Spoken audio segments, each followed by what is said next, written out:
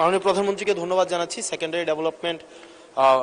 Secondary education development programme হাতে নেওয়ার জন্য, একই সাথে সাথে learning acceleration programme in secondary education হাতে নেওয়ার জন্য। মাননীয় স্পিকার, আপনার মাধ্যমে আমার প্রশ্নটি হচ্ছে, একটা বিশ্ববিদ্যালয়ের শিক্ষার্থী অথবা যারা চাকরি প্রার্থীরা যখন প্রাথমিক বিদ্যালয়ে শিক্ষক হিসাবে চাকরি করতে যান, তখন সেখানে 11,000 টাকা বেসিক দিয়ে শুরু করেন বর্তমান প্রেক্ষাপটে। অর্থাৎ এই চাকরিটা হচ্ছে 13 গ্রেডের চাকরি এবং তৃতীয় শ্রেণীর।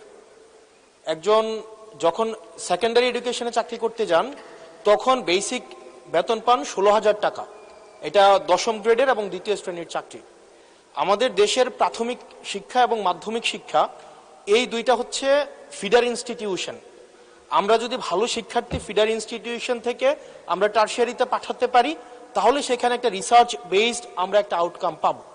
মাননীয় প্রধানমন্ত্রীর কাছে আমার প্রশ্ন, বর্তমান বাস্তবতায় 11,000 টাকা বেসিক এবং 16,000 টাকা বেসিক দিয়ে এই আসলে শিক্ষক হতে আগ্রহ নিয়ে এসে এখানে আসলে দিন শেষে সার্ভাইভ করা খুব কঠিন হয়ে যায়। সেজন্য প্রাথমিক এবং মাধ্যমিক শিক্ষকদের বর্তমান প্রেক্ষাপটে, আপনিও বিদেশে দীর্ঘদিন থেকে এসেছেন, আপনি সেখানে শিক্ষা প্রতিষ্ঠানগুলো দেখেছেন, সেই বাস্তবতায় আমরা এই ফিডার ইনস্টিটিউশনগুলোর শিক্ষকদের মান উন্নয়নের জন্য, তাদের বেতন বৃদ্ধির জন্য, যাতে করে বেশি বেশি মানুষ বা শিক্ষার্থী এই ধরনের চাকরিগুলি করতে আগ্রহী হয়, সেটার জন্য আপনার বিশেষ কোনো পরিকল্পনা রয়েছে কিনা সেটি জানতে চাচ্ছি মাননীয় স্পিকার। মাননীয় প্রধানমন্ত্রী। মাননীয় স্পিকার, আপনাকে ধন্যবাদ এবং জনাব হাসনাত, আপনাকেও ধন্যবাদ আপনার প্রশ্নের জন্য। আপনি নিশ্চয়ই খেয়াল করেছেন এই বাজেট সেশনে আপনি উপস্থিত ছিলেন এবং আমার এই প্রথম প্রশ্ন যেটা ছিল মূল প্রশ্ন, সেখানে আমি বলেছি যে এই বাজেটে টোটাল জিডিপির 2% আমরা শিক্ষার জন্য রেখেছি। এবং শুধু তাই নয়,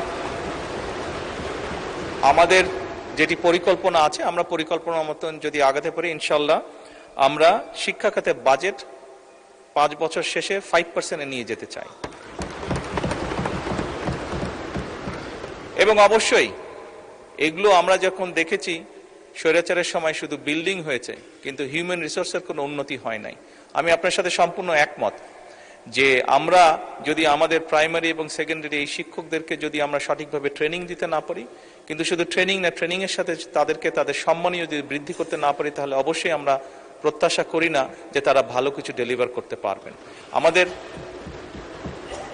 আমাদের তাদেরকে প্রশিক্ষণ দেওয়ার যেরকম কর্মসূচি রয়েছে, প্রশিক্ষণ দেওয়ার যেরকম পরিকল্পনা রয়েছে, বোথ সেকেন্ডারি অ্যান্ড প্রাইমারি, একই সাথে পর্যায়ক্রমিকভাবে আমরা যাতে তাদের সম্মানীয় বৃদ্ধি করতে পারি।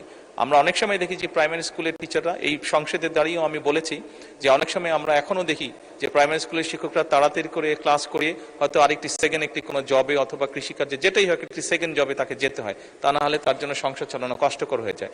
সেকেন্ডারি স্কুলের ক্ষেত্রে আমরা অনেক শিক্ষকের ক্ষেত্রেই দেখেছি এরকম ঘটনা ঘটে। এই কাজটি যাতে তাদের না করতে হয় এবং তারা যাতে সঠিকভাবে তাদের সময় এবং তাদের মেধা শিক্ষার্থীদের পেছনে ব্যয় করতে পারেন, সেই জন্য তাদের সম্মানই বাড়ানো প্রয়োজন বলে আমরাও মনে করি এবং পর্যায়ক্রমিকভাবে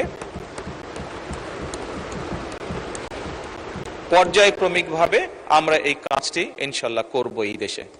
ধন্যবাদ মাননীয় স্পিকার। মাননীয় সদস্য হেলেন জেরিন খান মাদারী।